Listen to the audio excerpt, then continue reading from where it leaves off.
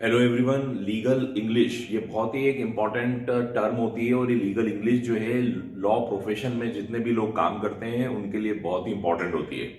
यदि हम किसी भी प्रकार का लीगल ड्राफ्टिंग करते हैं, कोई कॉन्ट्रैक्ट, कोई एग्रीमेंट बनाते हैं या किसी प्रकार का लीगल कॉरस्पॉन्डेंस करते हैं आपस में, तो उसके लिए जो भी भाषा का प्रयोग होता है उस भाषा को लीगल लैंग्वेज कहा जाता है। और ये लीगल लैंग्वेज जनरली इंग्लिश में होती है और इसलिए इसको लीगल इंग्लिश कहा जाता है। अभी जो लीगल इंग्लिश है कोई अलग स्क्रिप्ट नहीं है, ये इंग्लिश ही है, लेकिन कुछ स्टैंडर्ड वर्ड होते हैं, उन स्टैंडर्ड वर्ड्स को लीगल फील्ड में यूज किया जाता है, इसलिए इसका नाम लीगल इंग्लिश होता है। आइए इस लेक्चर में हम समझते हैं कि लीगल इंग्लिश क्या होता है और लीगल इंग्लिश क्यों इंपॉर्टेंट है और कहां इसका उपयोग होता है। तो लीगल इंग्लिश जो है एक स्टैंडर्ड वर्ड्स है। लीगल इंग्लिश एक प्रकार के मानक शब्द होते हैं, वही अंग्रेजी भाषा के मानक शब्द हैं जो कि लीगल एरिया में यानी लीगल ड्राफ्टिंग में, लीगल पिटिशंस में, जितने भी पिटिशंस ड्राफ्ट होती है, जितने भी प्लेंट यानी दावे लगाए जाते हैं, प्रतिदावे यानी काउंटर क्लेम हो, यानी तो डिफेंडेंट का जो रिप्लाई होता है वो लीगल नोटिसेस में, और जितने भी कॉरस्पॉन्डेंस है यानी आपस में जो पत्र व्यवहार होता है उन सभी पत्र व्यवहार में जिस भाषा का प्रयोग होता है, यदि अंग्रेजी में है तो उस अंग्रेजी के जो एक स्टैंडर्ड शब्द लिए जाते हैं उनको लीगल इंग्लिश कहा जाता है। तो standard words of the English जो लीगल राइटिंग में इस्तेमाल होती है उसी को ही लीगल इंग्लिश कहा जाता है। इसको मैं सबसे पहले आपको उदाहरण से समझाने का प्रयास करूंगा। First of all, it is differ from the ordinary English. ये ऑर्डिनरी इंग्लिश से डिफरेंट है। ऑर्डिनरी इंग्लिश जो लेमेन यूज करते हैं, जो नॉर्मल व्यक्ति जो यूज करते हैं, उस इंग्लिश से ये अंग्रेजी थोड़ी सी अलग होती है। क्यों? क्योंकि इसका एक स्पेसिफिक मायना होता है, एक स्पेसिफिक इसका उद्देश्य होता है, इसका स्पेसिफिक अर्थ होता है। उदाहरण के तौर पर एम्बिशन वर्ड हम सभी लोगों ने सुना है। Ambition, what is your ambition? Ambition का मतलब होता है उद्देश्य। व्हाट इज योर पर्पस, यानी आपका क्या पर्पस है, यानी आपका क्या उद्देश्य है। व्हाट इज योर मोटो, आपका क्या मोटो है, मोटो का मतलब भी उद्देश्य। What is your aim, AIM, aim यानी भी उद्देश्य। What is your object, object मतलब आपका उद्देश्य क्या है।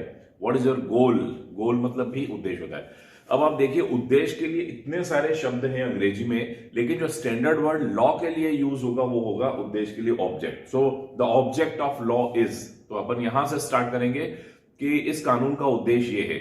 The object of legislation is that, तो लेजिस्लेशन यानी विधायिका का उद्देश्य है। तो यहां पर हम ambition of law, purpose of law, motto of law, aim of law या गोल ऑफ लॉ यूज नहीं कर रहे हैं, हम यहां पर ऑब्जेक्ट ऑफ लॉ यूज कर रहे हैं। तो ऑब्जेक्ट एक स्टैंडर्ड वर्ड हो गया और इस स्टैंडर्ड वर्ड को लीगल ड्राफ्टिंग में यानी लीगल राइटिंग में इस्तेमाल किया जाता है।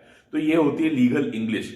ये तो खैर मैंने आपको बहुत ही सिंपल उदाहरण दिया, लेकिन कई ऐसे शब्द हैं जिन शब्दों का प्रयोग लीगल फील्ड में सबसे ज्यादा होता है, जो नॉर्मल यानी ऑब्वियस बाहर जनरल फील्ड में उसका उपयोग कम होता है। तो ऐसी अंग्रेजी जो लीगल एरिया में यूज होती है उसी को ही लीगल इंग्लिश कहा जाता है, और अधिकतर ये बोरो की गई है लेटिन भाषा से।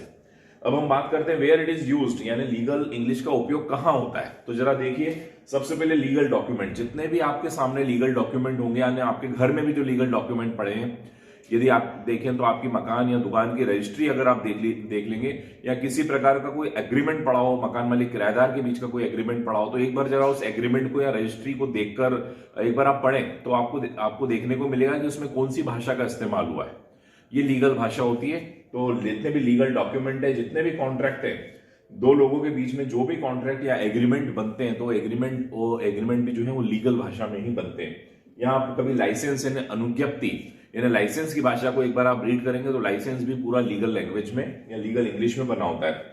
कोर्ट की प्रोसीडिंग, कई बार आप लोगों ने कोर्ट की प्रोसीडिंग, कोर्ट के ऑर्डर्स, कोर्ट के जजमेंट्स देखे होंगे। तो जब आप कोर्ट की, न्यायालय की जो प्रोसीडिंग्स देखते हैं, तो उस न्यायालय की प्रोसीडिंग में जो उपयुक्त की जाने वाली जो भाषा है, जो जिस भाषा का प्रयोग किया गया, that is called legal English.